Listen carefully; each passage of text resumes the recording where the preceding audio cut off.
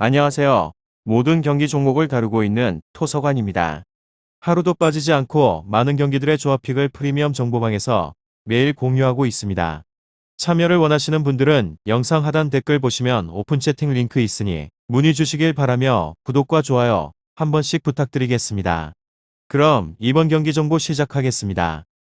라이프치히 마인츠 축구와 관련하여서 라이프치히는 전반기 리그 10위에 그쳤으며 마인츠는 선전하며 9위에 이름을 올렸습니다.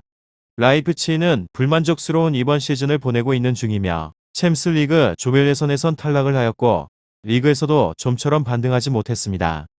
그리고 임하는 후반기 첫 경기에는 전력 누수가 크고 주전 스트라이커인 안드레 실바와 팀 내 최다 득점자인 은쿤쿠 윈백인 무키엘레가 코로나 확진 여파로 인해서 출전할 수 없고 하이다라와 모리바는 네이션스컵 출전을 위해서 자국으로 돌아갔습니다. 폴센과 소보슬라이의 공격진을 아담스와 캄플 등이 3선에서 지원을 해야 합니다. 다음으로 마인츠는 전반기에 9위에 오르며 선전했습니다. 홈에서 착실하게 승점을 따냈기에 가능한 일이었고 그러나 원정 성적은 나오지 않고 있는데 최근 연패 중입니다. 때문에 이 경기에서도 라인을 내리며 승점 1점을 노리는 경기 운영이 예상이 되고 수비진의 리더인 이아카테와 공격수 오니시워 등이 부상 여파로 출전하기 어려운 악재도 있습니다. 마르틴스와 보이티우스 등 3선 라인이 수비적으로 나서며 경기에 임할 것 같습니다. 라이프치히, 마인츠 이 두 곳에 있어서 라이프치히의 승리를 보고 있는데 이번 시즌에 있어서 주춤하는 홈팀이지만 마인츠의 원정 경기력이 떨어지고 센터백 이아카테의 공백은 작지 않습니다. 아담스와 캄플 등이 중원에서 서서히 점유율을 올리며 많은 기회를 만들 수 있고 소보슬라이가 상대방의 수비 라인을 공략할 라이프치히가 후반기 첫 경기에서 승리를 할 것 같습니다. 다음으로 휴식기 직전 빌레펠트의 안방에서 덜미를 잡히며 아쉬움을 남겼던 라이프치히는 안방에서 반등에 초점을 맞추려 할 것입니다.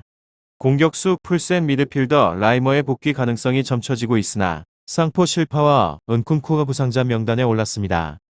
홈원정의 경기력 편차가 있었던 마인츠는 휴식기 동안 떨어진 감각 문제도 해결을 해야 할 승부로 살라이 등 일부 선수들의 공백이 불거진 상황이지만 나머지 자원으로 빈자리를 메울 것으로 기대가 되는 승부입니다. 홈 2점을 안고 승부를 펼치는 라이프치히지만 공격진 부상 등 해결해야 하는 문제가 많은 승부라는 게 걸립니다. 원정에서 성과가 좋지 못했던 마인츠의 수비 위주 전력까지 고려를 해보게 된다면 쉽게 돌파구를 찾지 못하는 흐름으로 이어질 수도 있습니다. 주도권은 라이프치히가 잡을 가능성이 높지만 쉽게 결과를 만들 승부라고 보기는 어렵습니다. 오히려 마인츠의 역습이 위력을 발휘하는 승부가 될 가능성도 적지 않고 다음으로 라이프치히 마인츠 축구와 관련하여서 조금 더 확실하고 자세한 정보들을 파악해 보도록 하겠습니다.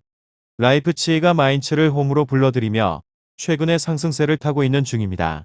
화력에 있어서 안정적으로 나오고 있기도 하고 수비도 확실하게 힘을 보태기도 합니다.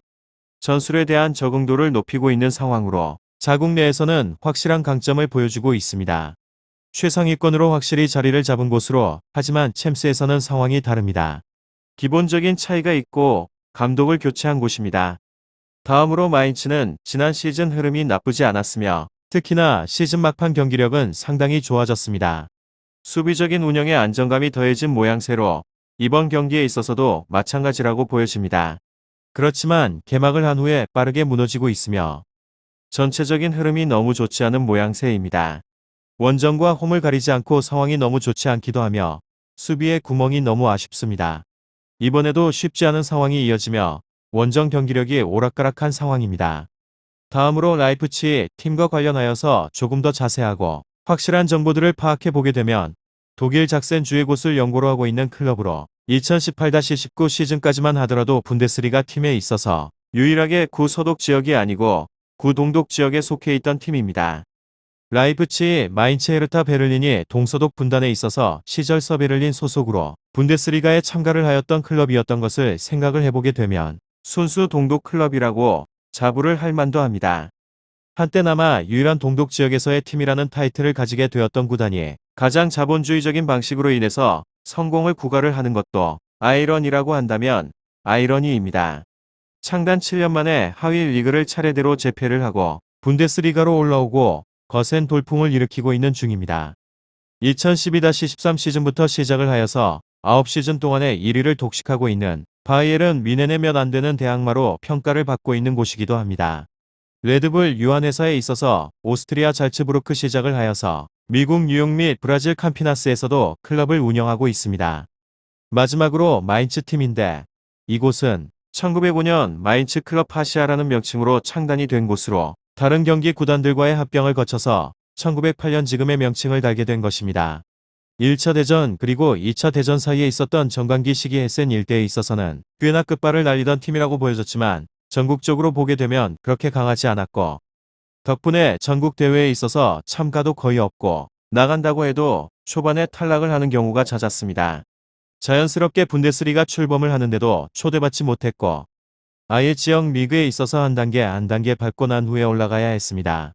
오늘은 라이프치히 마인츠 축구에 대해서 알아보게 되었는데 더 궁금하신 사항에 대해서는 이야기를 통하여서 궁금증을 풀어보시길 바랍니다. 유익한 정보가 되셨다면 구독과 좋아요 한 번씩 부탁드립니다. 그리고 최종 조합과 정답치는 항상 프리미엄 정보방에서 항상 공유하고 있으니 참고해 주시고 이번 영상 마무리하겠습니다.